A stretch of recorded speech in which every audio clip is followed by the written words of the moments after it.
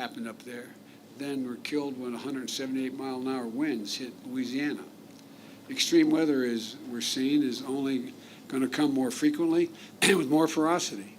And we're blinking code red as a nation, and we really are. So far this year, nationwide, there are 44,000 wildfires that have burned nearly 5.6 million acres. That's enough. That's the size of the entire state of New Jersey, burned flat. They've caused billions of dollars in damage and forced tens of thousands of people to evacuate their homes and businesses. And even if it's not in your backyard, you feel the effects, as you mentioned earlier.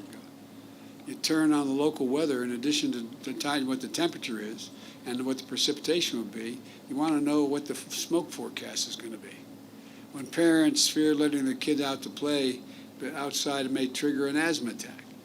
You saw the vicious cycle this summer when heavy rains combined with the burn scar of 2020 Grizzly Creek fire. It resulted in mudslides, as was pointed out, that washed out an entire section of Interstate 70, adding hours of people's drives and cutting off a vital commercial artery. The bottom line is it's everywhere. It's everywhere. Communities that nearly 1 in 3 Americans call home have been struck by weather disasters in just the past few months. Hurricanes in the Gulf Coast are up this eastern seaboard. Wildfires threatening throughout the West and tearing it apart. Droughts and heat waves across the country, devastating farmers and ranchers and draining the Colorado River. In addition to the lost lives shattered, extreme weather cost America last year $99 billion. $99 billion extreme weather cost last year. And it's going to break the record this year. It's going to be well over $100 billion. We know what the driver is, climate change. We know what's causing climate change, human activity. This is no longer subject to debate. And I might add, windmills do not cause cancer.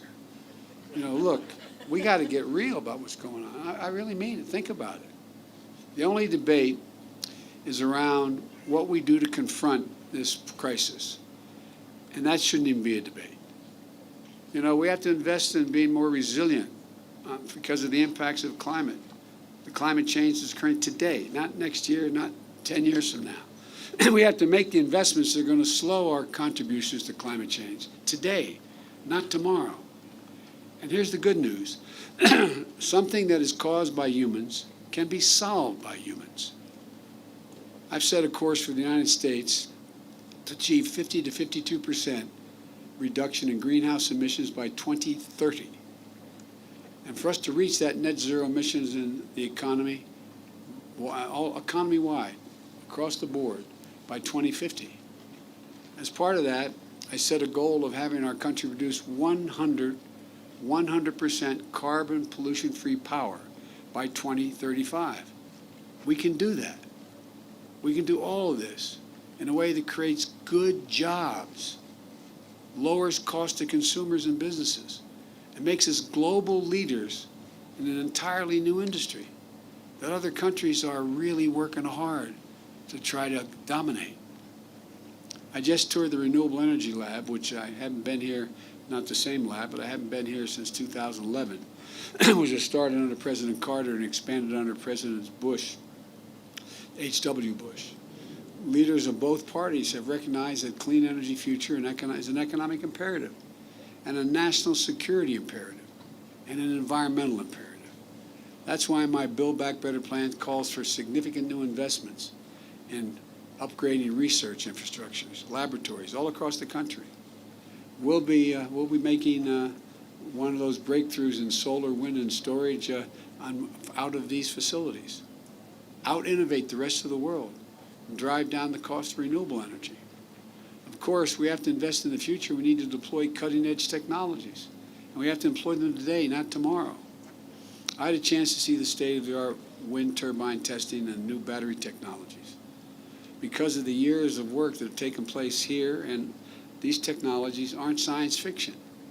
They're ready to be installed and scaled up across the country right now by union members like the ones we heard from today. And that's what we're going to do. As we just heard from the CEO of Xcel Energy, They set a goal of producing 100% carbon emission-free power. They were the first major utility to set that goal. And today, over 20 large facilities around the nation have set a similar goal. You led the way. Today, 1 of every 3 Americans lives in a city or a state transitioning to clean energy, electricity. But folks, we have to pick up the pace. When I rejoined the Paris Climate Accord after we had been pulled out of it, the goal set when our last administration, the Obama-Biden administration, when that was set, they were set that we had more time. We don't have the time now. The goals are different because the necessity is there. We don't have a lot of time. We don't have much more than 10 years, for real. And this is a decisive decade. Already the price of solar generation in this country has dropped 80% over the past decade. 80%. The price of a wind turbine generation has dropped 55%. And a lot is because of the investments we made in the Recovery Act back when I was vice president. And today, renewables are now cheaper than fossil fuels in many parts of the country. Now we need to take the next step of continuing to drive prices down and job creation up. Because those renewable goals create demand for more wind turbines and more installations, solar installations, which means good jobs for workers like Julian and his union brothers and sisters. And you can see why I think that climate change, when I think of it, I think jobs. I had a meeting with over 140 heads of state on the Zoom that we hosted out of the White House. And one of the things by the time I finished, everyone was talking about jobs. It's not about costing jobs. Initially, as you remember, even you guys, I spent a lot of time before I announced my plan meeting with all the unions to convince you all that this is the future. These are where the jobs are. When I say jobs, I'm not talking about $15 an hour. I'm not talking, am I not speaking loudly enough? I can see you having trouble hearing me back there. You know, I'm talking about union jobs, not 15, 20 bucks an hour, 45, 50 bucks an hour, benefits. That's going to grow the country too. I've never seen the wealthy do poorly when the middle class does well. That's never happened. So to accelerate that process, we need to invest and innovate. We need a modern electric grid, one that is much higher capacity, more resilient transmission wires, and, you know, and has more storage capacity, using advanced batteries so we can hold onto surplus energy generated when the sun's not shining and the wind's not blowing. Right now, it's going to rain. No. Right now, we've got transmission projects that could carry enough power for millions of homes, but they need catalytic investment to move to the construction phase. Our bipartisan infrastructure bill contains the largest federal investment in power transmission in our history, so that our grid is more reliable, we can carry more renewable energy, so we can create good union jobs building that new grid. We're also making dramatic investments in public transit, electric buses, charging stations. In Denver, we're going to help Mayor Hancock achieve his goal of reducing greenhouse gases in the city by 80%. It's going to create jobs that we know the local 68 Apprentice Center is busy training workers to be able to perform. And by the way, I'm bringing the automakers, including the big three, and the UAW along so we have more electric vehicles on the road and fewer tailpipe emissions in the air. We're going to cap thousands of abandoned oil wells and gas wells leaking methane, threatening public health and communities, and get paid the same price for capping them as was to dig them. We're going to provide support to make our communities, including tribal nations, much more resilient to the impacts of climate change. Every dollar we invest to flood-proof or a power station, install power lines underground, winterize a power plant, or to build advanced turbines like the ones here, every dollar we spend saves $6 down the road, because the next time a disaster strikes, flooding is contained, the fire doesn't spread as widely, the power stays on. And these investments can also save lives, save homes, and create good paying jobs for Americans to make our country stronger and more resilient. In fact, experts tell us that the bipartisan agreement we've reached in the American infrastructure bill will put 800,000 people to work. 800,000, including plumbers, pipe fitters, electrical workers, steel workers, modernizing roads, bridges, water systems, broadband systems, making high-speed internet available to 85,000 Coloradans who currently don't have it. That's what's in the infrastructure bill. That's already agreed to. And we're negotiating right now for my plan to Build Back Better, which includes additional action to address climate crisis. It includes tax credits that will effectively cut the cost of building utility-scale solar farms by 30%, shorten the time it takes for residential-scale solar systems to pay for themselves in around 8 years, instead of 8, in less than 5 years. Save consumers $1,250 for an electric vehicle like a Ford F-150. By the way, 0 to 60 in 4.1. That's a different. Help us reach the goal of half new cars sold in America will be electric by 2030, saving billions of gallons of gasoline. And I want to create a civilian climate corps. I've been pushing that for a long time. Similar to the Conservation Corps that President Roosevelt created during the Great Depression, put a new generation of Americans to work, helping us connect and conserve our public lands and become resilient in the process.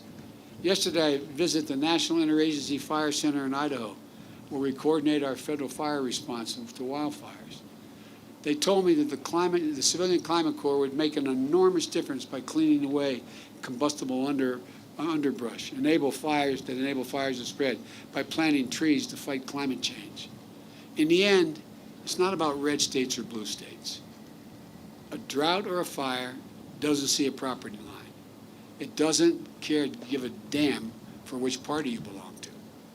Disasters aren't going to stop. That's the nature of the climate threat. But we know what we have to do.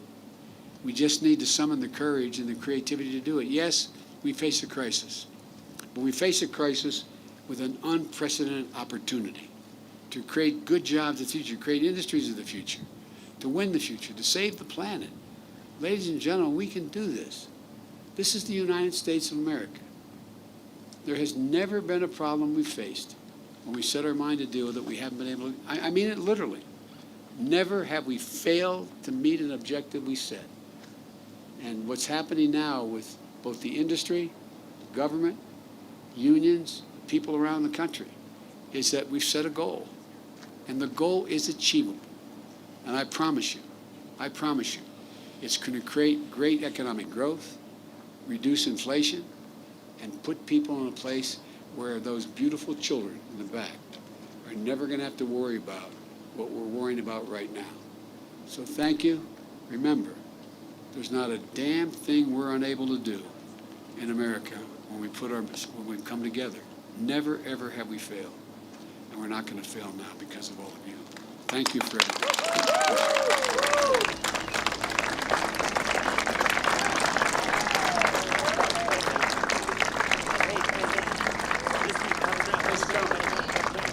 Thanks, everybody. I really mean it. Thank you, thank you, thank you. Appreciate it.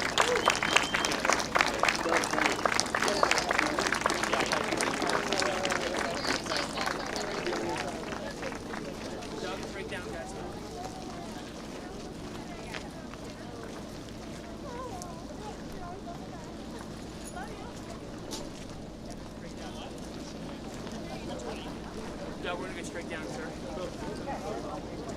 Sir, straight down, a couple cars down to the right.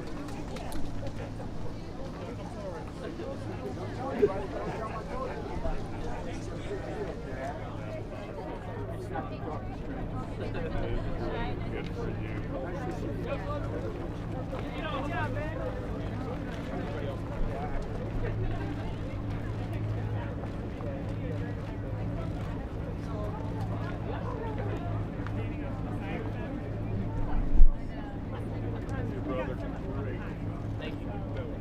Appreciate it. I'll be proud. I think we spoke hang out here. Appreciate it. Thank you so much. Are you dancing?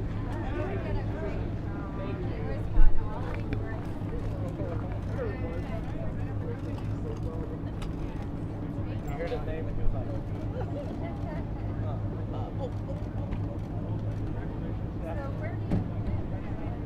yeah, I know.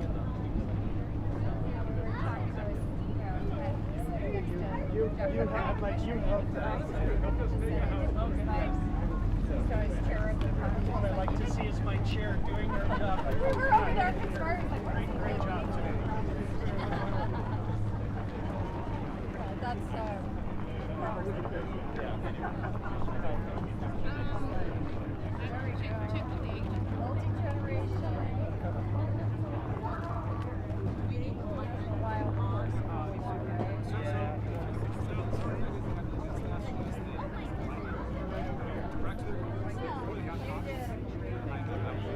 I was a little nervous.